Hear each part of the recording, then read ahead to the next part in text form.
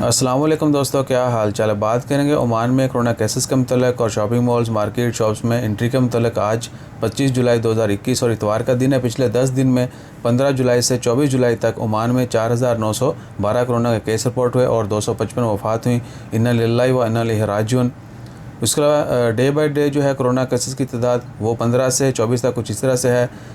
Thursday 15 जुलाई को 805 case report हुए, 16 को 597, 17 को 601, 18 को 641, 19 को 545 और 20 को 334, जबकि 21 तारीख को 287, 22 को 326 और 23 को जुमे के दिन 294 और कल हफ्ते के दिन 24 जुलाई को ओमान में 482 कोरोना के केस रिपोर्ट हुए।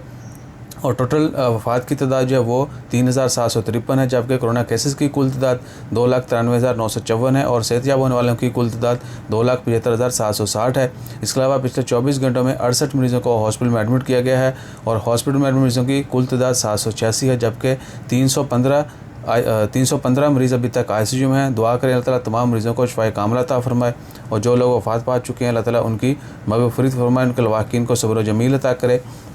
इसके अलावा शॉपिंग मॉल्स, मार्केट और दीगर जितने भी पब्लिक प्लेसेस हैं वहाँ पर एंट्री का मतलब ये है कि सिर्फ 50% लोगों को वहाँ पे जाने की इजाज़त होगी। बच्चों को इजाज़त है। बहुत सारे दोस्त पूछते थे कि बच्चों को 12 साल से कम उम्र बच्चों को इजाज़त है या नहीं है।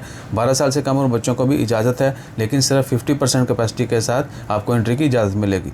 सो आपको हो सकता है कि आने वाले दिनों में क्राउड जो है वो ज़्यादा हो। कल भी मैंने वीडियो शेयर की थी, फुल जो है मॉल जो है वो पैक होते हैं। कल भी ज़्यादा यानी हो 50 से ज़्यादा भी जो है कहीं कहीं पे रिपोर्ट की गई है, लेकिन वो वायलेशन में आती है। तो कोशिश करें आप कहीं पे भी जाएं, आप ख़ुद भी मोहतात रहें और जितने भी शॉपकीपर्स हैं, कहीं पर भी कैफ़े है, रेस्टोरेंट है, तो वहाँ पर भी उन तमाम को ख्याल रखना होगा कि सिर्फ 50% लोगों को बैठकर खाने की इजाज़त है और एंट्री की इजाज़त है। तो अपना ख्याल रखिएगा, दुआओं में याद रखिएगा। जैसे मज़ीद अपडेट्स आती हैं वो भी आपके साथ शेयर करते हैं। बताते चलें कि वीज़ा ओपनिंग की, फ्लाइट ऑपरेशन की अभी तक कोई अपडेट नहीं है, पहले भी शेयर की जा चुकी है। जज़ाकल्लाह, अल्लाह हाफ़िज़।